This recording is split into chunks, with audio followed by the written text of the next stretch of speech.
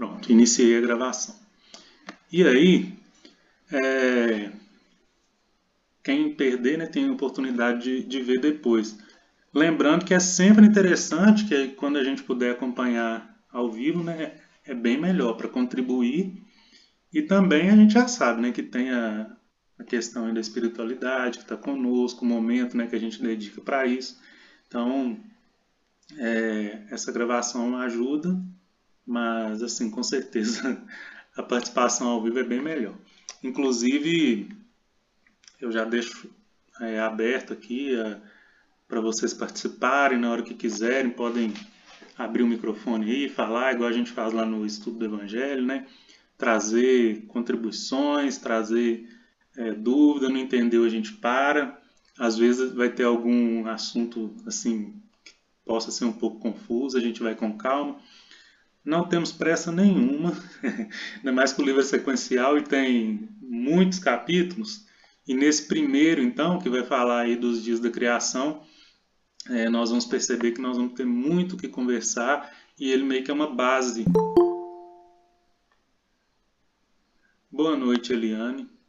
Eliana. Eliana Boa noite, Freire. pessoal. Boa noite. O- Eu vou estar com o telefone ligado aqui, mas eu vou ter que dar uma saidinha de 1 minuto, levar meu neto na casa dele. Vou estar com o ligado e vou voltar, tá bom? Tranquilo, tranquilo, Foi- Eliana. Eu Beleza. tenho que fazer isso, mas não vou demorar, Tá tá bom. bom? Beleza. Obrigada. Vou estar com ele no microfone. Tá bom. Aí, pessoal, pode participar. É muito bom, né, que participe mesmo. Hoje, eu mandei na semana passada aí, eu pedi que a gente fizesse, Oi. né? Oi, Eliana. Isso. Beleza. Desligou o Não, microfone. desculpa aí, porque eu esqueci de fechar o microfone. Não, beleza. Eu pedi que quem tivesse aí na Bíblia, né, uma introdução, né, geralmente tem nas Bíblias uma introdução sobre cada livro. E pelo menos na minha aqui, tem uma introdução bem interessante, contextualizando o livro de Gênesis. Aí eu pedi lá, né, que se vocês pudessem e tivesse um tempinho para dar uma lida, eu queria ver aí se alguém leu, se percebeu aí alguma coisa interessante que vale comentar. Vocês tiveram tempo de ler?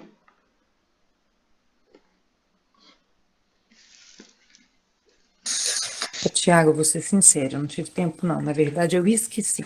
Me desculpa. Não, tranquilo. É, assim, gente, não é nada obrigatório, né? Não tem. Eu também sou obrigada a falar que eu me esqueci, Thiago, me perdoa. Eu acho que o primeiro dia está sendo assim, foi tumultuado, né? Mas a Para gente vai adaptar certinho. isso, para a gente adaptar também. Hoje eu falei no início aqui que é mais uma contextualização, né, uma abordagem geral de como que o estudo vai funcionar. Inclusive, acho que foi Eliana e Nilzete, chegou depois aí. A gente está gravando, tá, o estudo e pretendo disponibilizar depois, porque o estudo vai ser sequencial. Então, assim, quem perder, né, algum dia pode assistir depois. Gente, eu vou fazer algumas leituras aqui de umas anotações que eu fiz, justamente nessa introdução. Quando a gente passa assim a gente conhece, né, um pouco do livro. Todos nós já ouvimos falar de vários personagens dos livros, os mais famosos desse livro de Gênesis. Os mais famosos aí, né, podemos citar Adão e Eva, tem a passagem lá da serpente, tem a Arca de Noé, né, o Noé também é conhecido. Esse livro também vai falar de Abraão, dos patriarcas, né, Abraão, Isaac, Jacó, José do Egito. E aí com José vai falar da Torre de Babel também. Então, assim, vários episódios que a gente conhece, mas que gera, assim, às vezes uma dificuldade, porque se a gente interpreta, né, ao pé da letra, muita coisa não bate, né? Um exemplo simples aqui, quando a gente lê aqui o primeiro capítulo, nós vamos perceber isso. Um exemplo simples. A criação da luz. Foi a primeira coisa que Deus criou. Faça-se a luz e a luz se fez. Mas o Sol, né, que emite a luz para nós, só foi criado no 4º dia. Uma das controvérsias, se a gente lê só ao pé da letra. Então, nós vamos perceber que vão ter assim, várias interpretações simbólicas e vamos perceber também que muita coisa que a ciência hoje explica e já é confirmado, no Gênesis também vai estar escrito, mas só que de uma outra forma. Então, por exemplo, quem não gosta, né, dos livros bíblicos, ou quem não acredita, até debocha, por exemplo, dessa passagem, né? Ah, como que fez a luz se ainda não tinha feito o sol? Né? Esse é um dos exemplos. Tem gente que brinca assim, ah, será que o Adão tinha umbigo? Né? Porque foi feito da terra e o umbigo é marca do cordão umbilical? Será que tem? Muita gente debocha. E o que nós vamos ver aqui é exatamente o contrário. Esse livro é muito rico, gente. É muito rico e fala assim, de coisas muito atuais. Já falava de coisa lá, anos atrás, né, que nós fomos descobrir agora, praticamente. 200 anos atrás, nós descobrimos coisas que no Gênesis já estava falando. Então, nós vamos comentar sobre isso também. Só a título de informação, esse livro foi escrito há mais ou menos 3.500 anos atrás por Moisés, né, o mesmo que atravessou lá o Mar Vermelho com o povo hebreu. E na literatura hebraica, né, a língua que esse livro foi escrito é no hebraico. Ele foi escrito para ser cantado e é assim um texto direto. Não tem, no original não tem essa separação em capítulos e versículos. Essa separação de capítulos e versículos da Bíblia, ela é bem recente. E assim, recente, né, foi depois de Cristo, pelo menos. 1000 e poucos anos aí depois de Cristo. E foi feita de forma que pudesse, assim, conversar, né, no mundo todo a mesma linguagem. A gente citar um versículo aqui e uma pessoa na Europa conseguir saber de qual versículo a gente está falando. Isso no texto corrido, né, seria difícil. E o Gênesis, assim como os outros livros bíblicos, primeiramente, deve ter sido escrito em papiros, né? E aí economizar o espacinho lá, porque um negócio feito de pele, né, de animal, de cabrito, de ovelha, vocês imaginam a dificuldade, né, para conseguir escrever nisso. Então, eles escreviam assim, tudo junto, né? No hebraico, só consoante, não tem vogal entre as palavras, para economizar espaço, e aí meio que deduz, né, a palavra. E o livro de Gênesis, a maneira, né, como ele foi escrito, foi de forma poética e para ser cantado. Então, assim, quando traduz para a gente, quando traz para a nossa língua, e com essa divisão em capítulos, algumas coisas lá que os judeus, né, os hebreus na época, perceberiam, a gente não consegue perceber se não fizer assim, um estudo bem aprofundado. E aí tem que ser com pessoas que entendem, né, da linguagem para pegar o texto original. Mas o que eu quero dizer com isso?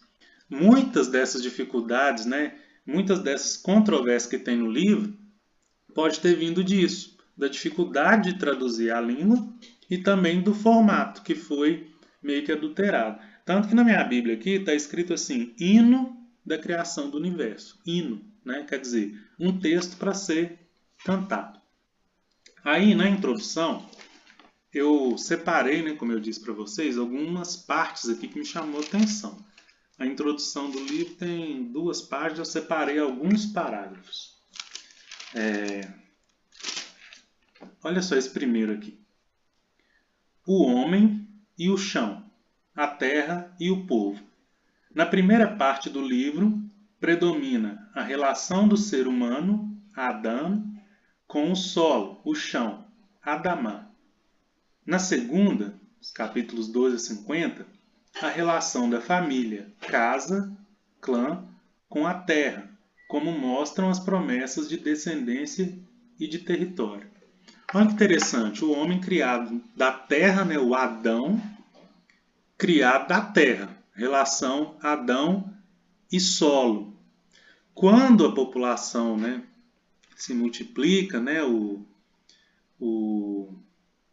Deus, né, uma das maneiras que os judeus chamam é o do Senhor dos Exércitos, o Senhor das Estrelas, justamente por causa dessa propagação aí da nossa raça humana, aumentou, né, a quantidade de pessoas, também aumenta a quantidade de solo. E aí vem a ideia o quê? De terra prometida.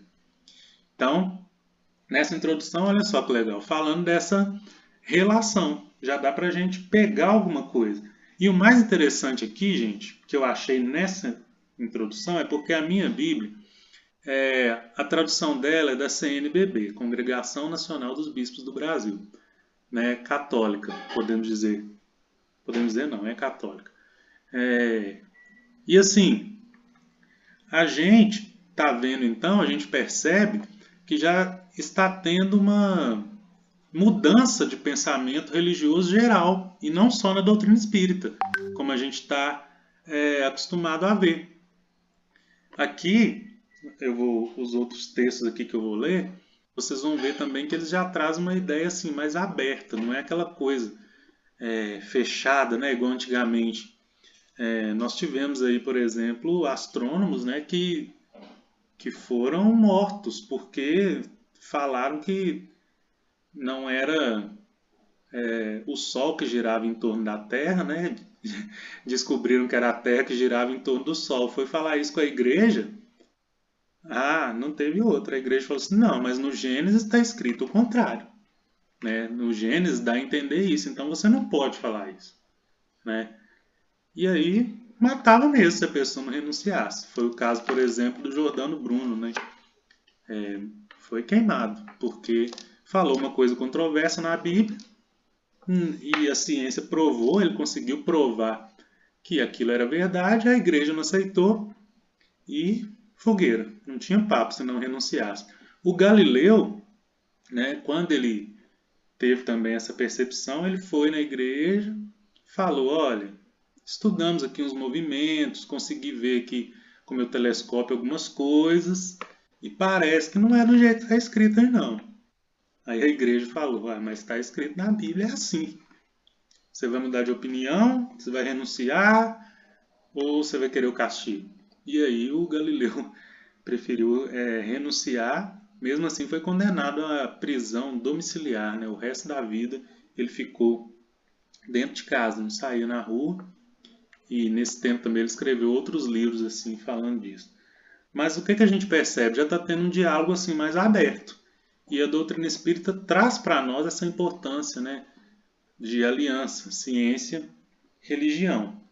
E percebemos que isso está sendo tratado de forma universal. É aquela fala também, né, que nem todas as religiões vão ser espíritas, mas vão ter esse pensamento espiritualista, esse pensamento mais aberto. E é assim, né, à medida que a gente vai evoluindo moralmente, evolui também intelectualmente e vai abrindo mais possibilidades assim mais concretas, né, das coisas se conciliarem, porque a ciência, né, é lei natural, é lei de Deus também. Não tem coisa diferente uma da outra. Separar ciência e religião, a gente está só perdendo. Juntando as duas, uma consegue explicar a outra. Né? Outro textozinho, outro parágrafo que está aqui na introdução. Alguém quer falar alguma coisa, gente? Se quiser, pode abrir o microfone. Tô ouvindo aqui. Tô gostando, tô ouvindo seus relatos aí. Tranquilo. Outro texto. A fragilidade do barro e o amor gratuito de Deus. O ser humano, Adam, é formado do barro, Adamá. Adam significa homem da terra, viu, gente? E Adamá, terra, solo, ou terra vermelha, pode ser também. Aí, fala assim. Ô, Tiago, só uma Oi, dúvida. diga. Esse texto que você está lendo é da sua Bíblia católica? Bíblia Católica, CNBB. Ah, tá, obrigada. Introdução, eu acho que a sua é também, não é?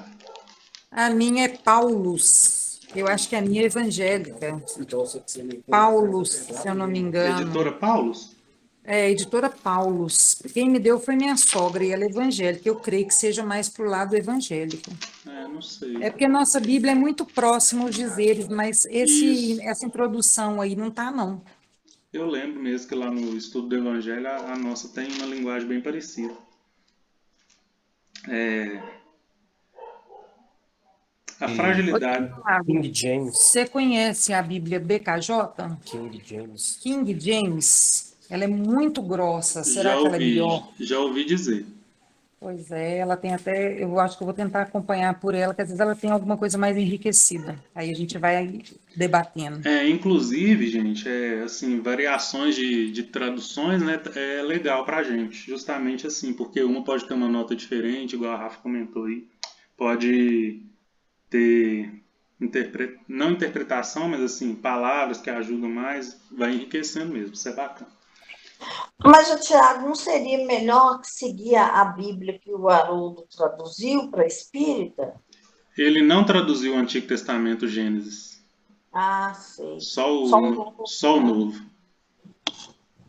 Ele lá segue, lá inclusive no estudo dele, eles acompanham lá por 4 diferentes, a Bíblia de Jerusalém, João Ferreira de Almeida, Corrigido e Fiel, e a Bíblia do Peregrino e mais uma, que eu esqueci. Mas ele fala exatamente isso, que cada uma traz uma contribuição diferente. O texto aqui então. A fragilidade do barro e o amor gratuito de Deus. O ser humano, Adão, é formado do barro, Adamá. E aqui ele traz uma comparação do humano, né? O significado da palavra humano vem de humus, que é também chão, né? Humano do humus. Ele tem um laço natural com o chão e por isso o direito de trabalhar na terra. Mas significa também que ele é quebrantável como o barro, usado pelo oleiro para criar seus produtos. Olha que legal, gente. A gente vir, né, da terra, lembrando aí da nossa concepção material, né, do nosso corpo. Terra lembra aí o materialismo e as coisas também do nosso planeta. Então a gente tem essa necessidade de reencarnar, justamente porque a gente tem também essa fragilidade. Então a simbologia do barro representa essas duas coisas, a ligação nossa com materialismo e vida, porque barro a gente não faz só da terra, né, gente? Precisa de água. E água simboliza o quê? Vida, simboliza espiritualidade, simboliza sentimento. Todas as questões materiais são simbolizadas pela água. Inclusive, no primeiro versículo lá vai falar que o Espírito de Deus pairava sobre as águas. E quando junta água e terra, quer dizer, o espiritual e o material, temos nós, o ser humano. Água e terra, o barro, que é frágil, né? Então, é aquela coisa também que o Kardec explica. Quando a gente vem para a reencarnação, às vezes a gente vem com a melhor das intenções e somos tomados pela fragilidade humana, né? A possibilidade aí desse barro quebrar, né? Quebrar mesmo, a gente cair. Por quê? Na carne é mais difícil, né? Jesus vai falar lá no Boa Nova com Pedro, né? Quando Pedro afirma para Jesus assim que ele ia seguir Jesus onde fosse. Jesus fala assim: Pedro, hoje ainda você vai me negar 3 vezes, antes que o galo cante. Aí Pedro fala: não, mas eu não vou, não sei o quê. Aí Jesus: Pedro, hoje ainda descobrirás que o ser humano é mais frágil do que mau. Olha só que legal. E aqui falando dessa fragilidade do barro, né? Que é essa questão da nossa união espírito e matéria. Aqui a gente já vê uma abordagem que começa a ser diferente, né, gente? Cadê a graça lá de falar, né? Se o Adão, por ter sido feito do barro, tinha um umbigo. Não tem graça nenhuma. A gente vê aqui que o significado é outro. É simbólico, né? É bem diferente e traz conhecimento para nós. E a doutrina espírita é o quê? Comprovando, né? União, água e terra, barro. União, corpo que é matéria, espírito, que pode ser e vida, né, que pode ser simbolizado por água, é a nossa reencarnação. E os dois são frágeis, né? Agora falando mais um pouco nessa introdução aqui. Retrato da vida do Antigo Oriente. Gênesis não é um livro de história ou de ciência em sentido moderno.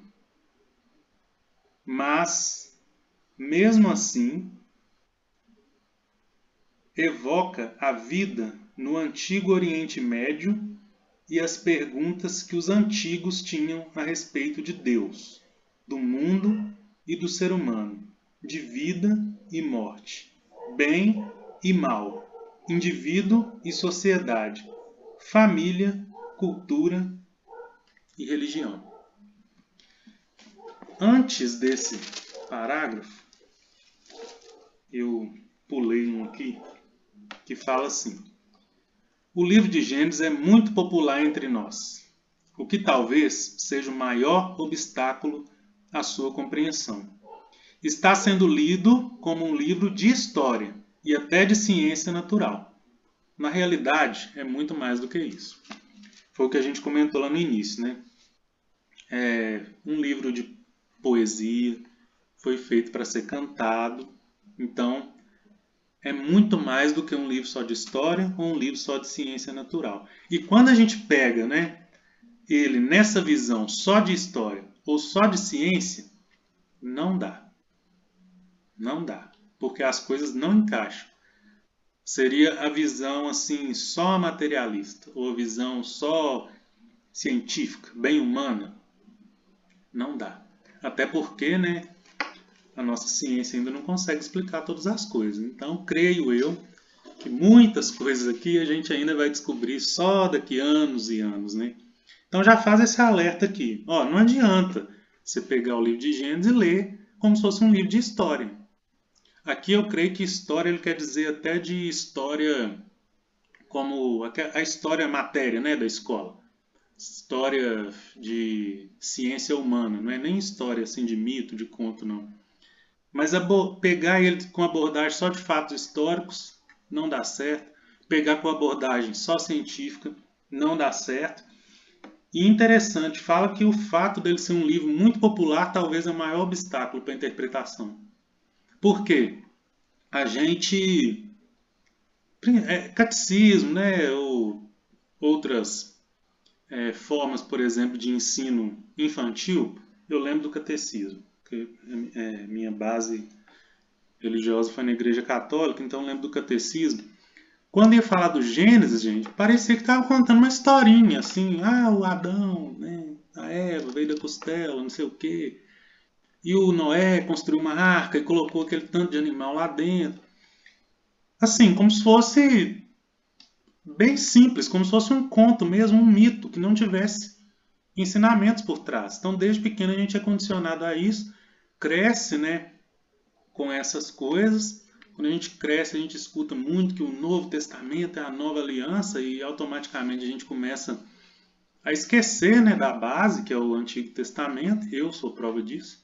Eu tinha muito preconceito com o Antigo Testamento, até que eu vi que, através desse estudo lá, que está muito ligado o Antigo e o Novo Testamento. Por quê? A história bíblica é a história da nossa criação, da nossa escolha em afastar de Deus e da nossa volta para o Pai, né? A parábola do filho pródigo, por exemplo, ela é conhecida como o evangelho dentro do evangelho. Por quê? Relata a história de um filho que abandona o pai querendo uma herança material, que é o mais novo, né? O pai concede, que é o livre-arbítrio. Mesma coisa aqui no Gênesis, olha só, Deus criou lá o homem que ficava perto, né, no paraíso, em sintonia com Deus, escolhe, tem o livre-arbítrio de escolher dar ouvido às coisas do mundo, simbolizado pela serpente, partir daí peca. Sai do paraíso, né? O filho pródigo sai da casa do pai, tem toda uma trajetória,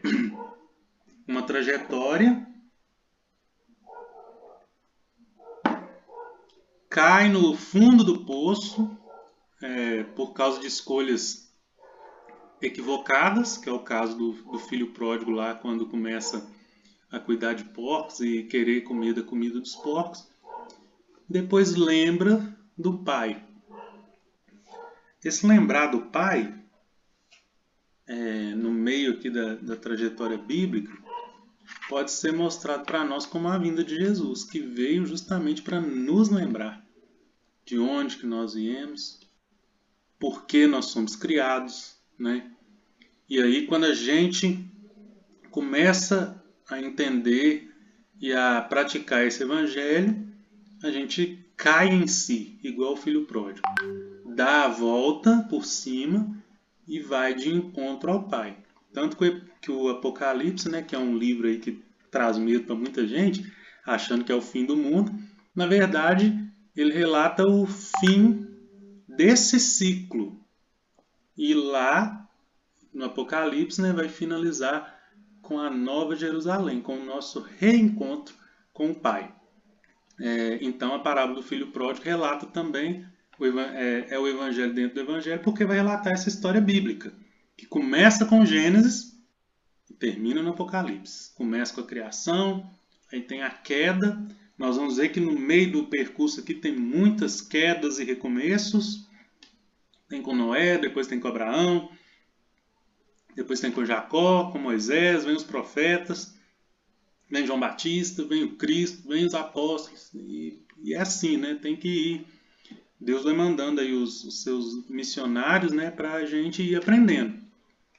E dia chegará, né, desse apocalipse aí, que é o fim dessa nossa trajetória de aprendizado, onde nós vamos reencontrar, reconhecer o amor do Pai e voltar para Ele. Então, o alerta aqui, esse livro é o início de uma história importante, que é a história bíblica. Ele tem muito mais coisas do que simplesmente fatos históricos e fatos científicos. E precisa ser visto principalmente do lado espiritual. E aí, à luz da doutrina espírita, nós vamos ter aí um leque, né, de ferramentas para a gente, de bases, né, podemos dizer assim, para a gente entender melhor o que esse livro está dizendo. Aí, voltando então aqui no que eu li anteriormente. Não é um livro de história ou de ciência em sentido moderno, mas mesmo assim evoca a vida no Antigo Oriente Médio e as perguntas que os antigos tinham a respeito de Deus, do mundo, do ser humano, de vida e morte, bem e mal, indivíduo e sociedade, família, cultura e religião. O livro, então, como eu disse, foi escrito por Moisés, né? Justamente para tentar sanar essas dúvidas que a sociedade tinha. E aí Moisés escreveu esse livro, gente, para pastores, para agricultores, para artesãos, para pessoas simples conseguirem entender. No entanto, embora ele tenha essa linguagem simples, aí nós percebemos a misericórdia de Deus conosco, porque, embora tenha sido escrito há 3.500 anos mais ou menos, ou pelo menos iniciado a escrita por Moisés nesse período, ele é um livro que atendeu o povo daquela época e que ainda nos atende. Lembrando aí as palavras de Jesus, que céus e terras passarão, mas a palavra continua. Quer dizer, à medida que a gente vai evoluindo, que a gente vai conseguindo entender mais o que está escrito aqui. Então, daqui 1000 anos, a gente vai estar estudando Evangelho, estudando Gênesis e descobrindo coisas, né, que a gente hoje não tem capacidade de descobrir.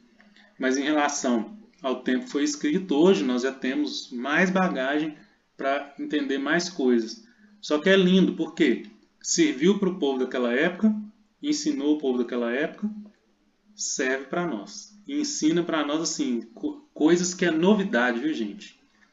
coisas que são assim, novidades para nós, recentes. Então, nós vamos perceber também traços dessa cultura da época na escrita aqui. E às vezes nós vamos precisar entrar um pouquinho, entender o que significava isso. Na época lá, para aquele povo, o que isso simbolizava? Ah, então por que Moisés escreveu assim? Por isso, isso e isso. Para nós é aplicado como? Dessa e dessa maneira. Então nós vamos, às vezes, entrar na contextualização histórica, né, que a gente costuma falar. No Evangelho, às vezes, a gente faz isso. Aqui também não vai ser diferente. E agora, o que mais me chamou atenção nessa introdução aqui, olha só, retrato do ser humano universal. Adão e Eva somos todos nós e até certo ponto vale a mesma coisa em relação a Noé, Abraão, Jacó, José, Sara, Rebeca, Lia, Raquel e até a mulher de Putifar, o mordomo do faraó. O que mais me chamou atenção, como eu disse para vocês, é porque é uma abordagem católica e não espírita. Mas mesmo assim já trazendo essa visão ampla. Olha só, Adão e Eva representam todos nós. E lá na Gênese de Kardec, vai falar assim, o tempo, né, que esse ser denominado Adão viveu. Kardec vai perguntar isso e os espíritos vão falar assim, mais ou menos o tempo em que vos assinalais, né?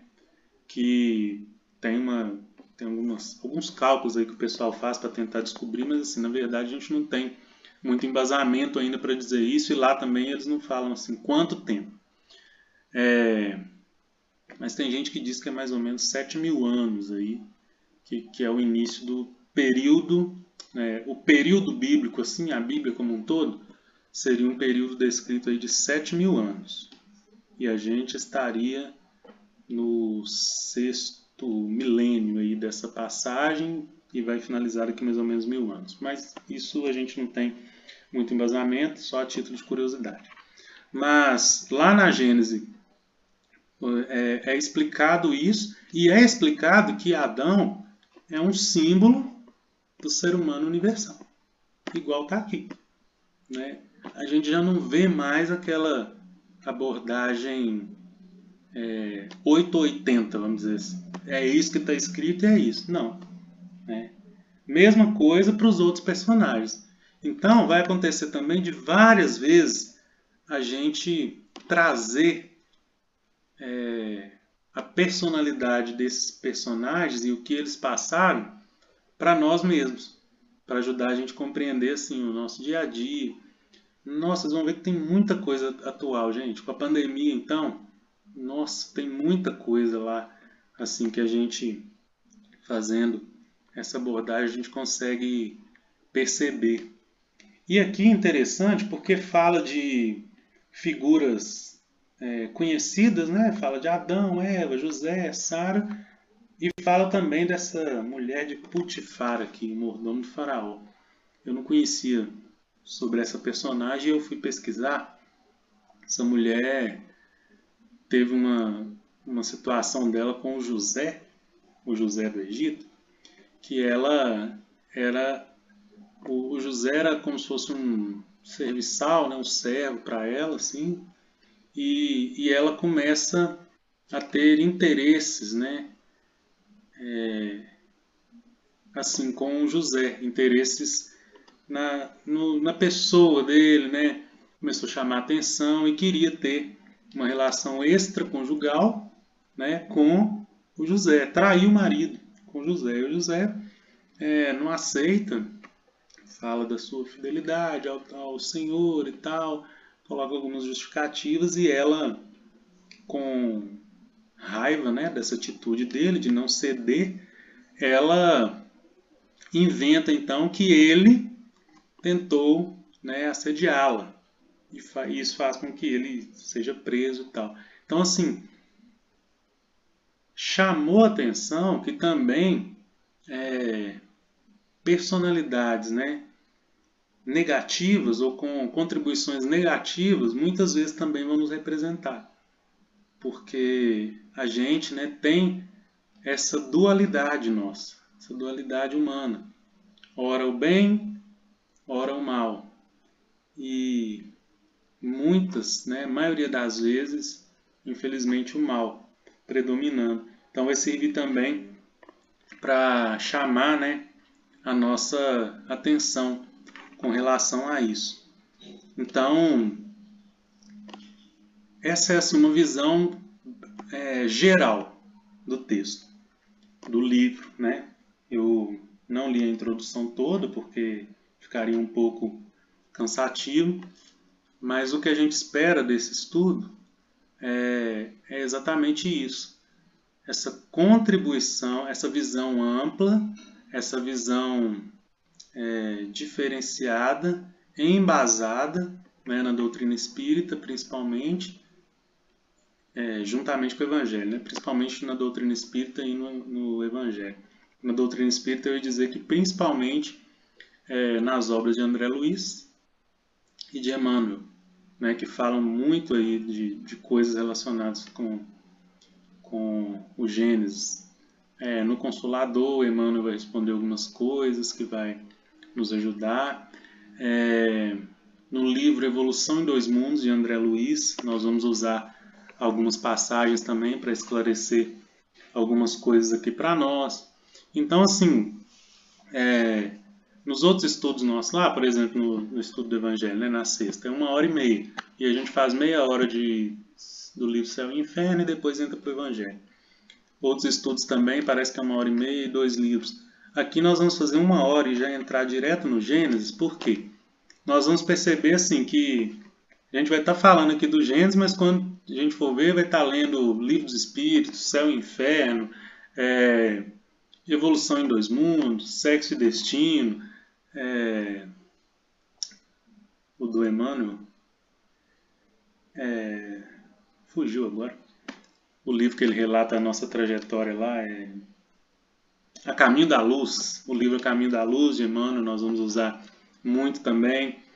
E Evangelho, vamos usar demais. Passagem do Evangelho, passagem dos profetas, tudo isso para fomentar. Então, assim, é um estudo que não tem assim um outro texto, um outro livro junto, porque vai ter um embasamento de vários outros livros. Então, para a gente terminar aqui, né, hoje, eu queria fazer uma leitura geral do capítulo 1. Capítulo 1 todo, nós vamos ver que é um pouco grande. E na semana que vem aí nós vamos começar, às vezes, versículo por versículo, às vezes nós vamos pegar nesse início aqui um dia da criação e falar. Vão surgir outras linhas, né? A respeito disso, linhas de interpretação. Como o estudo é sequencial, nós vamos ver assim que nós vamos pegar uma linha de interpretação que não é a única correta. Então, assim, a gente não vai sair daqui e dizer assim, quando a gente ouvir coisa diferente. Não, isso não significa isso, não. Significa isso, isso e isso que a gente viu lá no estudo de Gênesis. Não. Desde que a nossa interpretação tenha o compromisso com a verdade, né? Tenha o embasamento aí com o Evangelho, com a doutrina espírita, a gente pode utilizá-la sem problemas, mas não significa que é a única. E aí, mais uma vez, a importância do estudo em grupo, porque outros vão ter visões diferentes, abordagens diferentes do que aquelas que eu vou perceber. Mas nós vamos ver aí que a gente vai seguir uma linha, a partir de algumas coisas que a gente aprender sobre Adão e Eva, sobre terra. Nós vamos ver muito questão de números aqui, tá, gente? Simbologia dos números. O 7, por exemplo, que a gente cita muito lá no estudo do Evangelho, que representa um ciclo divino perfeito. De onde que vem? Dos 7 dias da criação. Então, nós vamos usar de tudo isso para a gente conseguir continuar com uma ideia. E como é sequencial, essa ideia vai ser mantida. O Haroldo fala lá uma frase, né, que os judeus gostam, que eles falam assim que a Torá tem 70 faces. 70 é um número que representa, assim, possibilidades infinitas. Não é à toa que o perdão lá é 70 vezes 7. É enquanto for necessário. Não é um número detalhado, assim, fixo. A Torá tem 70 faces. Torá, né? No caso tem a Torá, a gente está falando da Torá escrita, que são os 5 livros aí de Moisés, do Pentateuco. Falar que a Torá tem 70 faces significa dizer que a Torá tem várias possibilidades de interpretações. E o Gênesis está lá na Torá. Então, tem várias possibilidades. A gente aqui vai falar de uma ou de algumas, né? Dependendo do contexto, que terão, obviamente, compromisso com a verdade, mas que não são únicas. E às vezes nós vamos ver assim que outras interpretações, às vezes estão até falando a mesma coisa que a gente, só que de uma forma diferente. Beleza? Então, depois dessa introdução aí, né, geral do livro, eu vou fazer leitura aqui do capítulo 1. Tiago, Oi, Débora. antes de você ler essa parte aí do capítulo 1, deixa eu ler só um pedacinho da introdução aqui que eu achei super interessante À na minha Bíblia. vontade. À vontade. Ela fala assim: o livro Gênesis, apresenta numerosas mensagens diferentes. É reflexo dos diversos interesses e dos conflitos entre os sujeitos envolvidos. Por um lado, a estrutura centralizadora de poder e riqueza do rei e do templo. Por outro, as organizações das famílias camponesas. Mas, exatamente no confronto das mensagens do livro com as situações em que nos encontramos hoje, é que somos desafiados a buscar o rosto libertador do Deus da vida. Dessa forma, o Gênesis irá inspirar práticas de solidariedade e resgate da dignidade humana, e será a palavra de Deus para nós e nossas comunidades. Achei super interessante esse finzinho daí, Legal demais. né? É isso mesmo. O que eu disse antes aí, né? A gente vai ver que assim é aplicação na nossa vida, gente, no dia a dia. Essa tradução sua é qual aí, Débora? É da Bíblia Pastoral, Nova Bíblia Pastoral. Ah, legal. Eu acho que essa é evangélica, se eu não me engano. Mas a gente vê aí, né, uma tradução diferente, mas também com essa visão já aberta, né? É muito bacana a gente ver isso. É símbolo aí da nossa evolução, né? A gente aprendendo isso aí. Mais alguém, gente?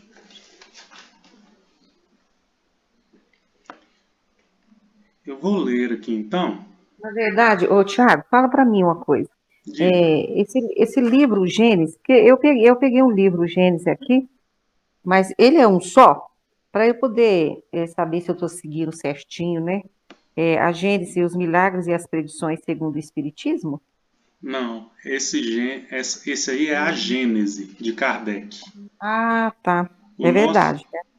o nosso aqui é o Gênesis bíblico. É o primeiro livro da Bíblia.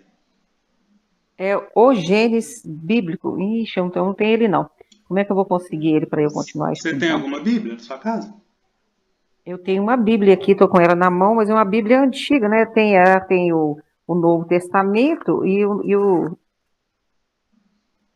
Tem o Antigo Moisés Testamento? chamado Gênesis. É o primeiro, é esse mesmo. É o primeiro. E começa lá a criação dos céus e da terra e de tudo que Isso, neles há? é isso aí. Ah, tá. É esse É porque mesmo. eu peguei um pouquinho depois que você começou a leitura, né?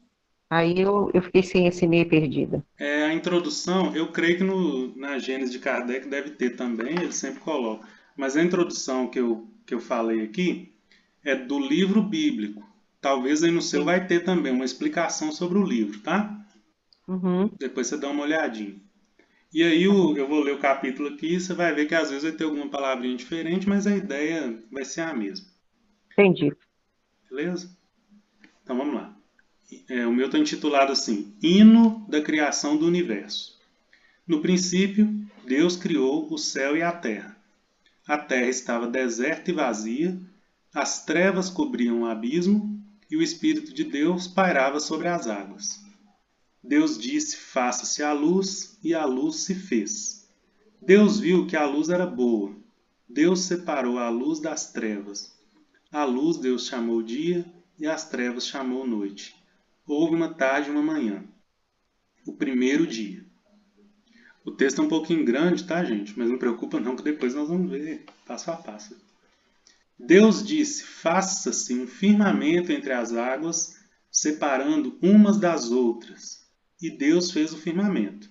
Separou as águas debaixo do firmamento das águas acima do firmamento. E assim se fez. Ao firmamento, Deus chamou o céu. Houve uma tarde e uma manhã, o segundo dia. Deus disse: juntem-se num único lugar as águas que estão debaixo do céu, para que apareça o solo firme.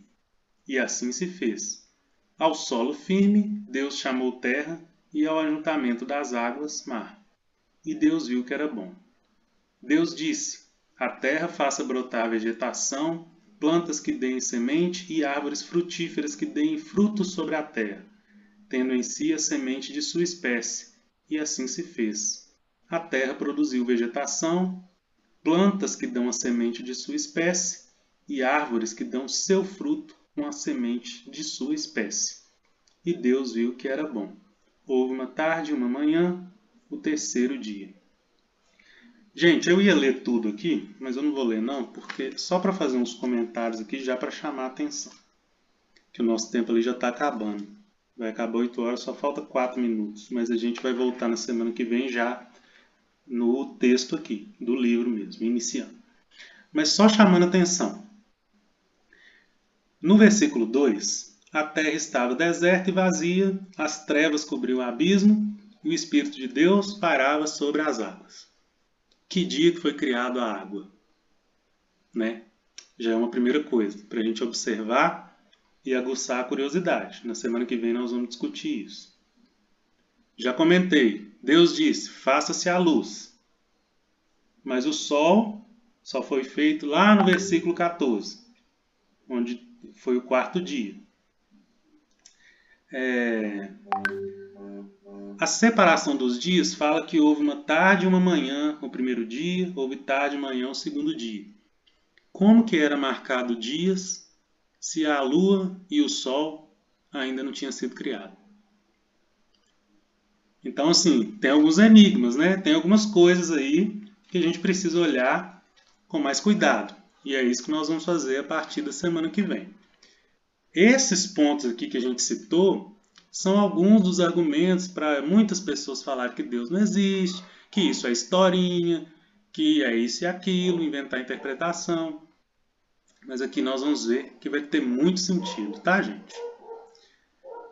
Tá faltando 2 minutos para encerrar e a chamada vai cair aqui, para a gente cumprir o horário também. Eu vou finalizar aqui com a nossa prece. Vou fazer rapidinho. Se alguém quiser só comentar alguma coisa depois, ainda vamos ter um minutinho. Tá bom, gente? Ok. Então agradecemos a Deus de coração pela oportunidade, pelas bênçãos, pelo amparo da espiritualidade amiga. Pedimos, Senhor, que essa nossa ideia de estudo prospere e prossiga na sua santa paz. Também agradecemos o amparo da espiritualidade amiga que se dispôs a estar aqui conosco. E que possamos, Senhor, com base no que aprendemos aqui, melhorarmos a nossa vida, melhorarmos a nós mesmos e lembrarmos sempre da sua misericórdia e da sua paz. Continue conosco, Senhor, abençoe os lares aqui representados, abençoe aqueles também que não puderam participar. Que a sua paz e a sua luz esteja sempre conosco. Que assim seja. Assim seja. Gente, 1 minutinho então, ainda temos, vai cair a ligação aí, a chamada. Eu gravei aqui a partir dos 10 minutos, quando tinham mais pessoas. Aí depois vou disponibilizar o link. E a gente se vê então na próxima terça. Aí eu vou mandar lá no nosso grupo no WhatsApp alguns materiais aí que eu utilize. Eu estou tentando também fazer tipo uma apostila, tá? Se der certo aí eu vou disponibilizar também para a gente conseguir guardar as informações, que a gente vai ver aí que vão ser muitas informações, tá? Ok. Obrigado, gente. Boa noite. Fiquem com Ok, Deus, então. obrigadinho. Até semana que Boa vem. noite a todos. Obrigado. Obrigada. Boa noite a todos. Muito obrigada. Boa noite. Boa noite. Boa Obrigada. noite. Tchau. Tchau, obrigado.